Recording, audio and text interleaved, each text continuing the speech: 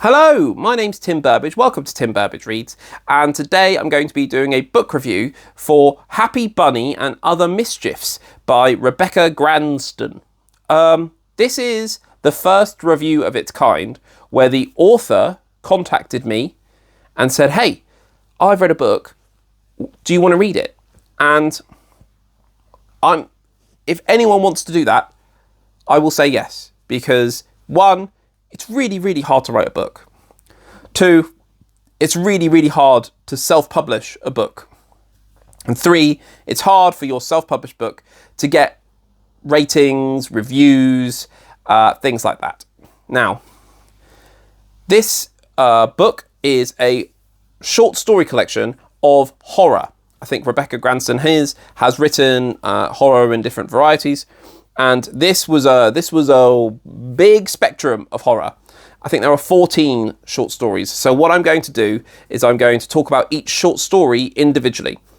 I'll try to make it spoiler-free, but I'll give my rating. So the first story is called Turducken, and it's about turducken, which is an American thing where you have chicken stuffed inside a duck, stuffed inside a turkey.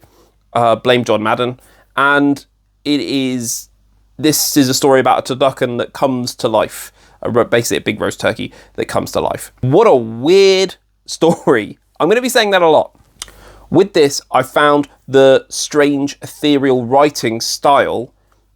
I found it inhibited my enjoyment of the book and story and trying to find out exactly what was going on and what was a dream state and what was a vision.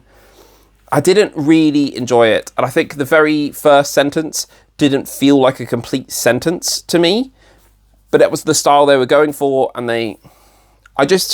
you may love it. Style is a very subjective quality of a story. And I found this one, the style didn't quite work for me. So I gave that story 2 stars. The next story was Seeping Willow. This is a story set in the real world and it's about family abuse. This was much stronger. I liked how at the end it didn't go into too much graphic detail. There was one weird dream sequence in it, but I enjoyed this one a lot more. 4 stars. The next was Slug Slick. This is a story of 2 kids, and what they do is they put loads of slugs on the road to make cars and trucks like slide a little bit and lose control temporarily. They do this and then other stuff happens. I thought the character voices were really strong in this. I really enjoyed, it was a 5-star story for about 2/3 of it. And then the final bit of horror, I kind of didn't really like that as much. So that brought it down to 4 stars for me, but I thought it was still pretty cool. The next was Rewipe. This was, again, weird and a bit gross. I didn't really like this one, but the voice was really strong in it. So I gave that one 2 stars. The next story was The Disco Rice Club. This is a story about bin men and maggots, and it was gross. But one thing that I really enjoyed about it was the fact this felt like very normal people. Bog standard, working class British people. And I enjoyed that part of it. There were split timelines in this. And I find split timelines in a short story very confusing and kind of didn't really work for me. But I gave that 3 stars. The next was Pageant, which is what if a beauty pageant goes wrong and all the little girls fight back. This was very short story. This was like 5 pages. And it did a good job of what it did. I just wanted a bit more of it, potentially. So it didn't really hit home with me, so it was only 3 stars. The next was Sparrow Eyes. This is probably the best story for me. It was about a group of 50-something Brits go on to a holiday camp where they went when they were kids or like teenagers. And you see like the real world. They're like, Terry and June and Sue and Gary, all very normal names. You see how they each have been married and divorced and they've gone on different things. And you realise there may be ulterior motives for why they're going back here, but none of them are acting like it until it comes to the moment. Brilliant. I thought this was really good. Again, the character voice was super strong, and The horror element, I really enjoyed. I really enjoyed the horror element of this. So this was a 5-star story for me. The next one was Gut Punch. This is, again, very short, very gross, made me feel gross, which is not a nice feeling to read. But the voice, again, was very strong. I just didn't enjoy it. So I gave that one 2 stars. The next story was Cannon Fodder. This was about a woman who kind of goes and does massacres of people, and it's a comment on human nature and on greed and all that kind of thing. I really enjoyed that. Again, the voice was very strong, of this woman who was very calculating and kind of a bit of a sociopath. The ending I thought was a bit disappointing for me. I wanted more. This could be a story, certainly a longer story. This could be a novella, definitely. But I really enjoyed that. So I gave that 4 stars. The next was The Boredom Drive. This is your serial killer in the woods kind of scenario. I enjoyed the ideas being picked at here of kind of loops and perspective and repeating and gave you a bit of a Beetlejuice vibe. But I found the style and the voice kind of got in the way of the story. The story's only like 10 pages long, and the first 5-6 pages is just dialogue or talking to the reader in a particular style and voice, which didn't tell me anything, it just set it up. So I thought there was a bit of space wasted there. And actually, when I was trying to do a review of this in my Goodreads, I couldn't remember what the story was about, and I had to go look it up, and I'd be like, oh yeah. So that was a 2-star for me. The next short story was called Cat and the Mod Hex from Hell. I love this.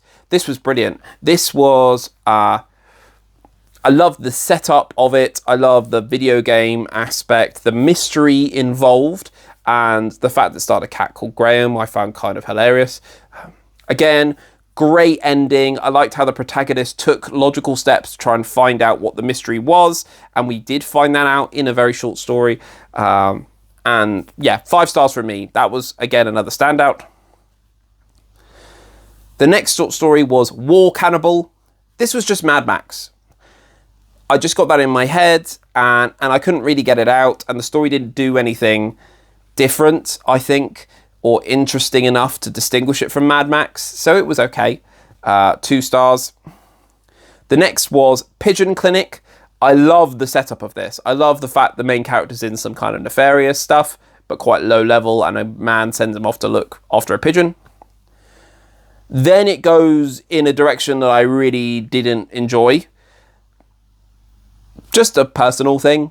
So for me, that kind of brought it down to 3 stars.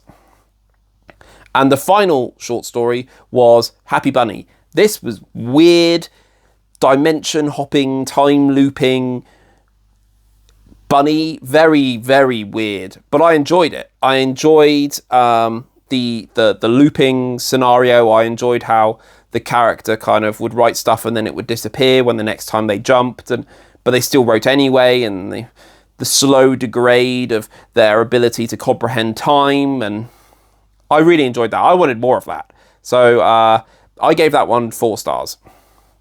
So looking at those 14, the average comes to like 3 stars, and I think that's a fair rating. Some stories I really, really liked. Some stories I really didn't like. I would say, though, for self-pub, because I'm a bit of a self-pub snob, I spotted no mistakes, no typos, no formatting errors, no punctuation errors, and I've never had that before in a self-pub book. I've always spotted some error. So, good job. I know that sounds sarcastic, but it's really not, because it's really hard to get those things right. One thing that really came across was the author's command of style and voice. For 14 short stories, the voice in all of them felt very different, and the styles felt very different. I don't know if that's just the writer experimenting or kind of flexing in a way. Some of those voices I really enjoyed. Some I didn't. I found a couple of them. As I said, the strong style kind of got in the way of my enjoyment of the story. But style and voice is very subjective, and some people may really like these stories. I am not a horror reader in any way. This is the first horror book I've read, I would say. I read Frankenstein, but I don't really count Frankenstein as horror, not the book. And I read about half of Dracula before I got bored. So I'm not a horror reader. So some of the things that happened, I really didn't enjoy, but not because I'm like oh, I don't think it was very good. It was purely, I just don't like that kind of thing. It's just not for me. I've always been interested in kind of getting into horror, but I don't watch horror movies at all. I really don't like them. And this was a good guidance for me on, okay, I really like this kind of thing. So Sparrow-wise, I really enjoyed that. And Effort Cat and the Mod Hex from Hell, I enjoyed that. So maybe look into things a bit more in that kind of style, rather than some of the other stuff, which I really didn't enjoy. But yeah, so the author, Rebecca Gransden, sent me this book for free. She did not pay me for this review. This review is completely my own opinion. I do think you should check it out. For me, it's a 3 stars, but that's just for me, you know. Let me know in the comments below if you've written a book and you want me to read it. That would be great. Give this video a like, please, comment, subscribe, do all that kind of stuff, and I'll see you in the next one. Now, get out of my house!